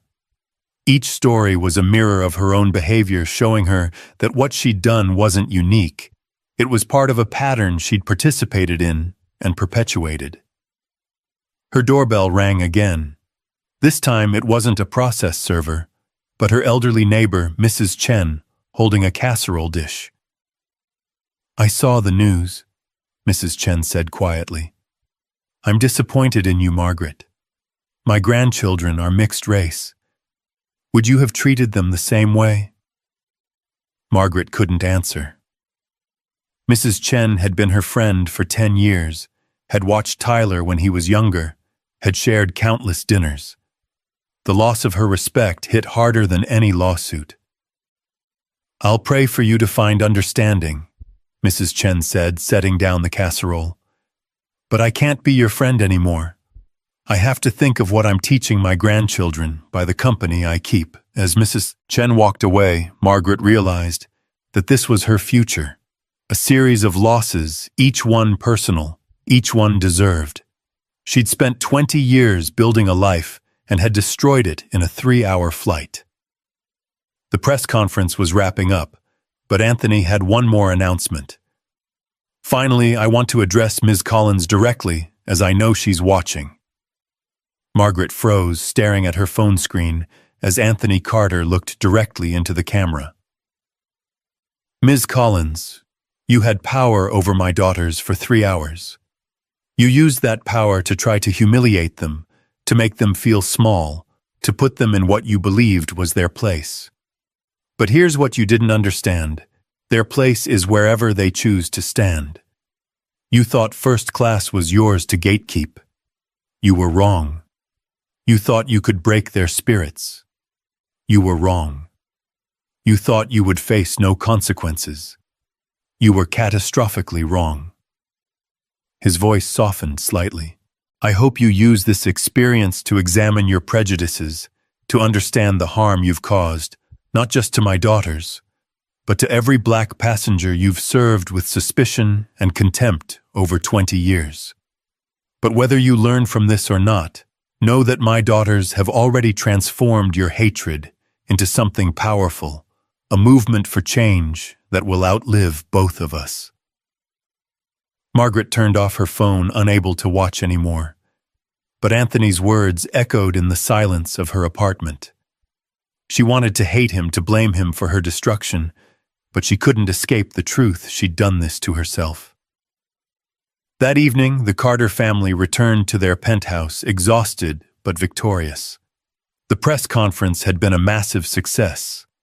The foundation website had already received millions in donations from other wealthy families who'd experienced discrimination. 3 more airlines had announced they were reviewing their policies. The Department of Transportation had opened an investigation into discrimination in air travel. But for the girls, the victory felt hollow in some ways. They'd won this battle, but they knew the war was far from over. They would still face discrimination, still be questioned, still have to prove their right to exist in spaces others took for granted. "Do you think she learned anything?" Grace asked her father as they sat down to dinner. Anthony considered the question carefully. "I don't know, sweetheart. Some people, when faced with the consequences of their prejudice, dig deeper into it. They become martyrs in their own minds, victims of political correctness, rather than architects of their own downfall." "And others," Naomi prompted, "others have a moment of clarity. They see themselves as they really are, not as they've imagined themselves to be. It's painful, that kind of self-recognition, but it's the only path to real change." Leah pushed her food around her plate thoughtfully. "I don't hate her," she said suddenly. "Is that weird? I'm angry. I'm hurt. But I don't hate her." "That's not weird," Anthony assured her. "That's strength. Hatred would mean giving her power over your emotions even now. By choosing not to hate, you're choosing to be free." As night fell over Manhattan, the Carter family settled into their evening routines. The girls had homework, even world-changing moments didn't excuse them from their studies. Anthony had calls with international partners, explaining the situation and assuring them that Skyreach would emerge stronger from this crisis. In Torrance, Margaret sat in darkness, her electricity cut off for non-payment.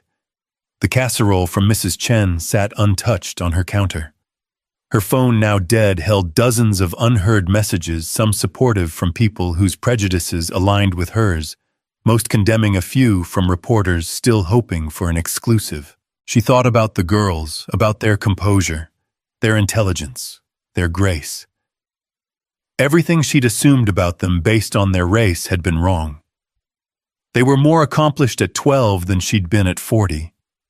They spoke with more eloquence, carried themselves with more dignity, showed more strength than she ever had. The realization that she'd spent her entire life believing in a hierarchy that placed her above people who were objectively superior to her in every measurable way was crushing. Her whiteness hadn't made her better, it had just made her blind to her own mediocrity. A knock at her door interrupted her spiral. She opened it to find Tyler, her son, standing in the hallway with a suitcase. "Mom," he said, his voice cold. "I'm going to stay with Dad. I just came to get some things and to tell you something." Margaret reached for him, but he stepped back. "Tyler, please." "I'm ashamed of you," he said bluntly. "All my life you taught me to judge people by their character, not their color. But that was a lie, wasn't it? You judged those girls by their color, not their character, and now everyone knows what your character really is." "I made a mistake." "No, Mom. A mistake is forgetting someone's birthday or burning dinner. You revealed who you really are. and I don't want to be anything like you." He pushed past her, gathering his belongings quickly. Margaret watched helplessly as her son, her pride and joy, her hope for the future, packed his life into bags, erasing his presence from her home. "Tyler, I love you." "I know," he said, pausing at the door. "But love isn't enough when it comes with conditions, when it's limited by prejudice. Those girls on that plane, they deserved your respect, your professional service, your basic human decency. The fact that you couldn't give them that because of their skin color tells me everything I need to know about your love." The door closed behind him with a finality that echoed through the empty apartment. Margaret sank to the floor, finally, truly alone with the wreckage of her choices. At the same moment in their penthouse, the Carter girls were video calling their cousins in Atlanta, sharing their experience and hearing similar stories from their extended family. It was a sad communion, but a necessary one, Black families sharing their navigation of a world that still, despite all progress, viewed them with suspicion. "You stood up for all of us," their cousin Marcus said. "What you did today, how you handled it, that was for every Black kid who's been made to feel less than." "We had advantages," Naomi admitted. "Dad's positioned the other passengers who spoke up the cameras. Not everyone has that." "That's why the foundation is so important," their Aunt Jennifer added, joining the call. "You're using your advantages to protect those who don't have them. That's what privilege should be used for, lifting others up, not keeping them down." As the evening wore on, the contrast between the two situations became even starker. The Carter family received calls of support from senators, celebrities, and civil rights leaders. Margaret received an eviction notice slipped under her door. The Carters planned their next moves in the fight for equality. Margaret planned which possessions to sell first to afford food. The next morning would bring fresh challenges for both. The Carters would face backlash from those who thought they'd gone too far, who believed Margaret deserved forgiveness, who saw the destruction of her life as disproportionate to her crime. They would be called vengeful, unforgiving, reverse racists, all the usual attacks leveled at Black people who refused to accept discrimination quietly. Margaret would face the continued dismantling of everything she'd built. Her name would become a verb in aviation. "Don't Margaret Collins this situation." Trainers would say, meaning don't let prejudice override professionalism. She would become a cautionary tale, a training video, a multiple-choice question on diversity exams. But tonight, in the darkness of her apartment, Margaret had a moment of painful clarity. She saw herself as the Carter girls must have seen her, a bitter, prejudiced woman, so insecure in her own position that she needed to demean children to feel powerful. It wasn't their presence in first class that had been wrong. It was her presence in a position of authority over others when she harbored such ugly beliefs. The thought that she'd been entrusted with passenger safety and comfort for 20 years while carrying this poison in her heart made her physically ill. How many subtle discriminations had she enacted? How many passengers had she made uncomfortable? How many people had she hurt in ways small and large, always with plausible deniability, always with that professional smile? The realization sat heavy in Margaret's chest as dawn broke through her curtainless windows, the repo men having taken even her blinds the day before. 3 weeks had passed since the incident, and her transformation from middle-class respectability to destitution had been swift and merciless. She sat on the floor of her empty apartment, her back against the wall, holding the final foreclosure notice that had arrived that morning. Her phone, a cheap prepaid device replacing the smartphone she'd sold, buzzed with a notification. Someone had tagged her in another post. Her face had become a meme. The angry expression captured mid-tirade, now overlaid with various captions. When you realize actions have consequences. The face of privilege meeting reality. Racism is expensive. But it was the next notification that made her hands shake. Time magazine had released its new issue. The cover featured the Carter triplets standing tall and dignified in the same outfits they'd worn on the plane, with the headline, "The Future Fights Back: How 3 Young Women Changed American Aviation." Margaret opened the article with trembling fingers, reading about how the girls had testified before Congress just yesterday, their testimony leading to the passage of the Air Travel Anti-Discrimination Act. The law mandated severe penalties for airlines that failed to address discriminatory behavior, including potential loss of operating licenses. It was being called the most significant civil rights legislation in aviation history. The article included interviews with the girls, their words cutting through Margaret's last defenses like surgical instruments.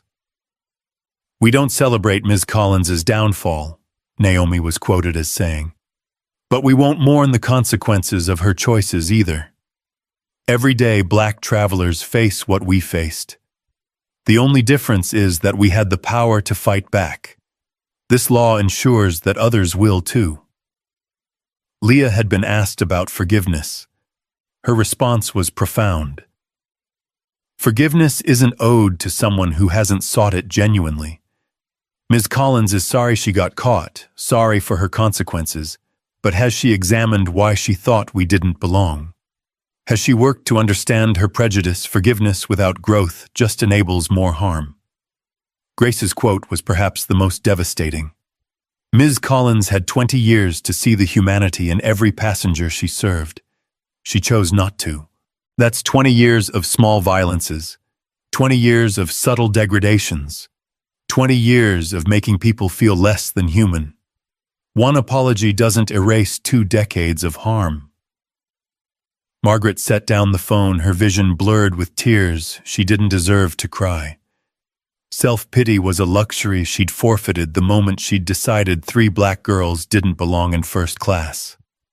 Meanwhile, at the Branson Preparatory Academy, the Carter triplets walked through hallways that had been transformed by their experience. What had once been whispered discussions about their wealth and privilege had become open admiration for their courage and composure. Their classmates, many from similarly privileged backgrounds, were being forced to examine their own prejudices and assumptions. Naomi, Leah, Grace. Their friend Ashley, a white girl from an old-money Connecticut family, ran up to them. "Did you see American Airlines just announced they're adopting your foundation's guidelines voluntarily? They don't want to be the next Skyreach." The ripple effects were spreading far beyond aviation. Hotels were reviewing their policies about questioning Black guests. Retailers were retraining staff about customer profiling. The phrase, "Carter Protocol," had entered corporate vocabulary, meaning the immediate investigation and resolution of discrimination complaints. In their advanced placement history class that afternoon, their teacher, Dr. Williams, a Black woman who'd fought her own battles in academia, pulled them aside. "I want you to understand something," she said quietly. "What you've done, the grace you've shown, it's remarkable. But I also want you to know it's okay if you're angry. You don't always have to be perfect representatives of our race. You're allowed to be human." "We are angry," Grace admitted. "We're furious. But Dad taught us that anger without action is just noise. We're channeling it into change." Dr. Williams nodded, her eyes bright with unshed tears. "Your grandmother would be so proud. She fought these battles in her generation, so you could fight them in yours, but she always hoped you wouldn't have to." "The battles look different now," Naomi observed. "Grandmother faced whites-only signs. We face people like Margaret Collins who smile while denying us service. The prejudice evolved, so our resistance has to evolve too." That evening, Anthony Carter stood before the Skyreach Board of Directors in an emergency meeting he'd called. The conference room on the 47th floor of the Skyreach building commanded views of the entire city, but nobody was admiring the scenery. The atmosphere was tense, electric, with anticipation and fear.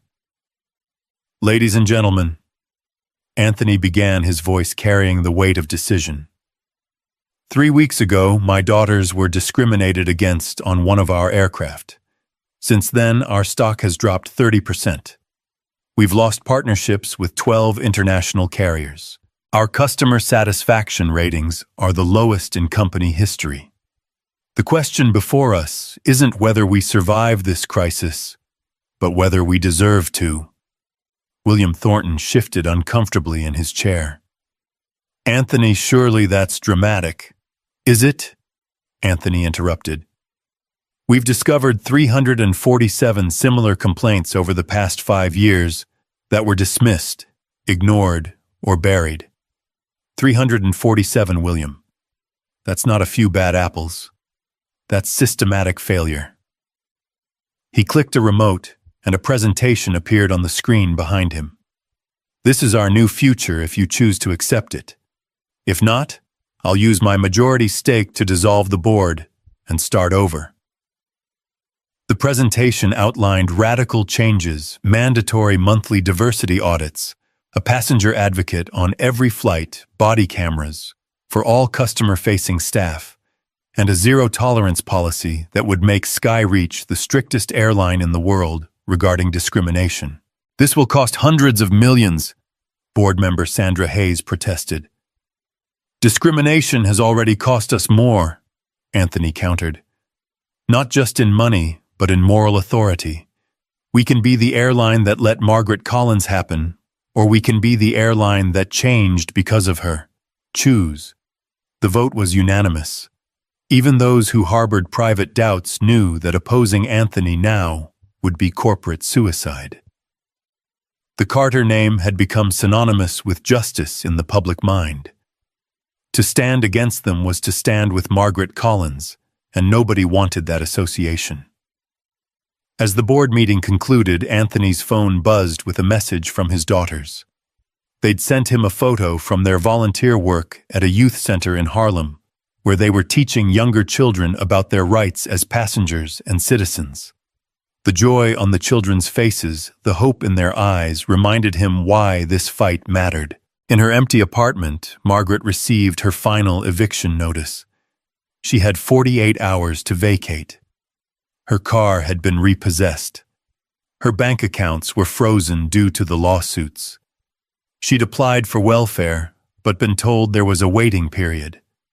The food banks required identification, but her wallet had been stolen. Even thieves, it seemed, had no respect for her. She thought about calling her son again, but knew he wouldn't answer.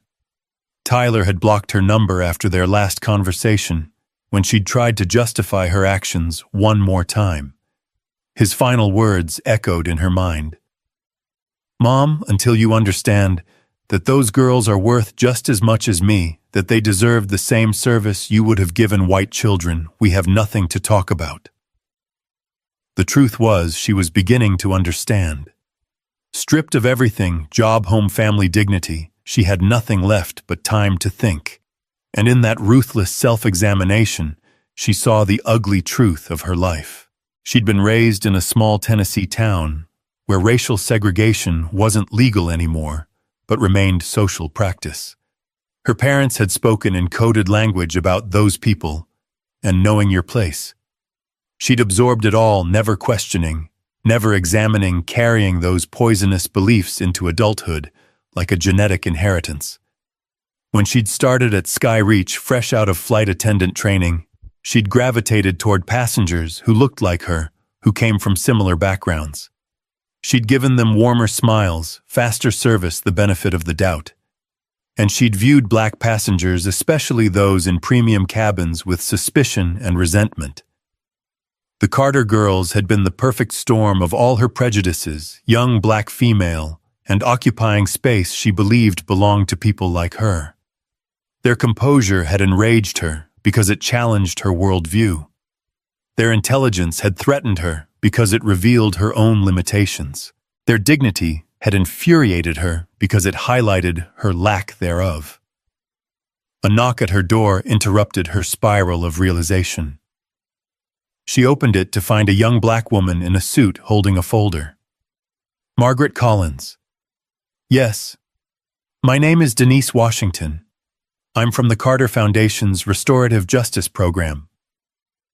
Margaret's eyes widened. I don't understand. May I come in? Margaret gestured helplessly at her empty apartment. There's nowhere to sit. Denise entered anyway, her eyes taking in the barren space without judgment. Ms. Collins, the Carter family has authorized me to make you an offer. It's not charity and it's not forgiveness. It's an opportunity for genuine accountability and change. She opened the folder, revealing documents Margaret couldn't quite read through her tears. The program works like this. You'll undergo intensive diversity education and counseling to address your prejudices. You'll work in communities affected by discrimination, not as a savior, but as someone learning what harm your attitudes have caused. You'll speak at corporate training sessions using your story as a cautionary tale. In exchange, the foundation will provide basic housing and necessities while you rebuild your life. Margaret's hands shook. Why would they do this? Because, Denise said carefully, the Carters believe that simply punishing prejudice without offering a path to redemption just creates martyrs and deepens divisions. They want you to genuinely understand the harm you've caused and work to repair it. But this isn't easy, Ms. Collins. You'll face the people you've hurt. You'll confront truths about yourself that you've avoided your entire life. Many people in your position refuse because it's harder than simply being angry at the consequences. Margaret looked at the papers, seeing her last chance at redemption. What do I have to do? First, you'll watch every minute of footage from that flight. Then you'll write a genuine reflection on each instance of discrimination. Not an excuse, not a justification, but an honest acknowledgement of what you did and why it was wrong. Then you'll meet with other victims of discrimination to hear their stories, to understand that what you did to the Carter girls was part of a larger pattern of harm. The weight of what was being asked was staggering. It would be easier to remain bitter, to blame everyone else, to become a martyr in the growing online communities that saw her as a victim of cancel culture.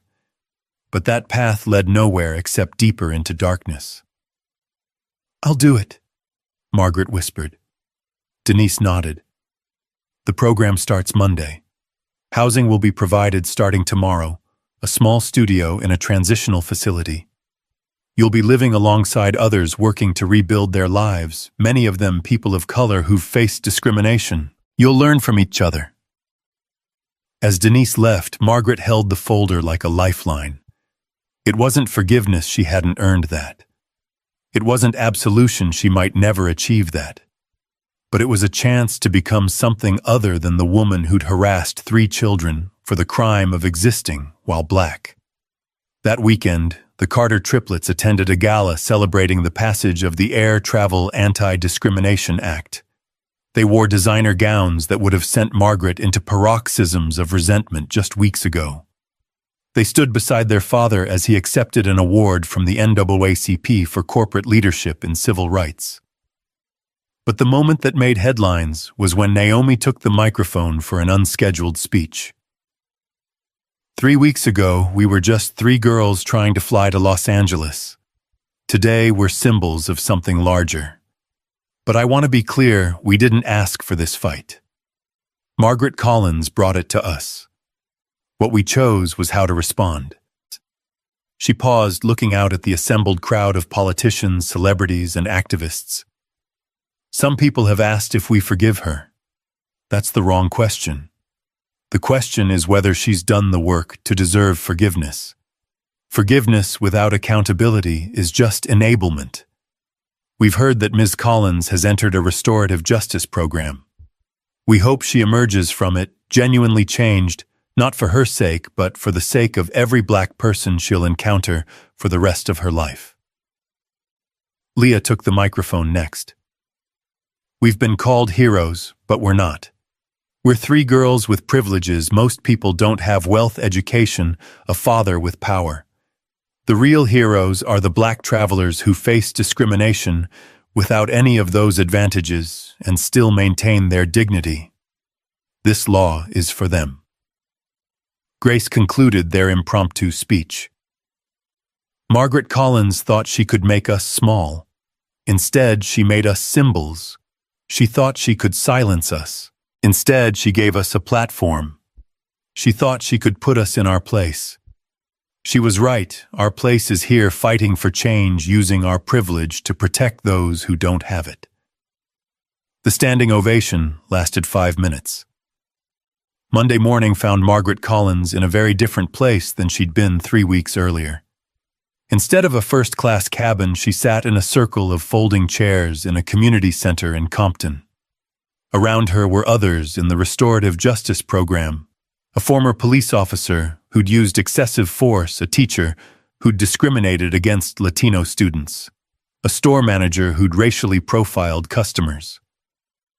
The facilitator, Dr. James Baldwin, no relation to the writer as he always clarified, was a black man who'd spent 30 years working in racial reconciliation. "Before we begin," he said, "I want each of you to understand something. You're here because you caused harm. Not because you had a bad day, not because you were misunderstood, but because you made choices that hurt people based on their race. Acknowledging that is the first step. Margaret, would you like to start?" Margaret's throat was dry. Around her were mostly black and brown faces, people who'd experienced discrimination firsthand. Their eyes held a mixture of skepticism and cautious hope. "My name is Margaret Collins." She began, her voice barely above a whisper. 3 weeks ago, I harassed 3 black children on a flight because I didn't think they belonged in first class. I was racist." The words hung in the air the first time she'd said them, without qualification or excuse. They tasted bitter, but also somehow cleansing, like medicine that burns while healing. "Tell us more," Dr. Baldwin prompted. "Not what happened, but why. What beliefs led you to that moment?"